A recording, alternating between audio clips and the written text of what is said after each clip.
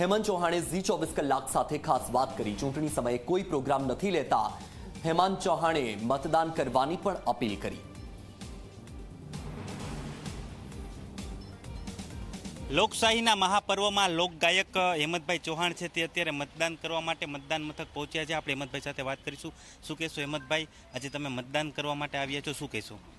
બસ અમે આ પર્વને જેવા આપણા પર્વો આવે છે, ભારત વર્ષના જે પર્વો અને એની અંદર જે ઉત્સાહ હોય, દાખલા તરીકે દિવાળીનું પર્વ, હોળીનું પર્વ, નવરાત્રિનું પર્વ, અને એમાં કેમ માણસો એની વાટ જોતા હોય, એવી રીતે આ પણ એક આપણું પર્વ છે, ચૂંટણી પર્વ છે, અને એમાં દરેકે ભાગ લેવો જોઈએ, દરેકે પોતાની ફરજ બજાવવી જોઈએ।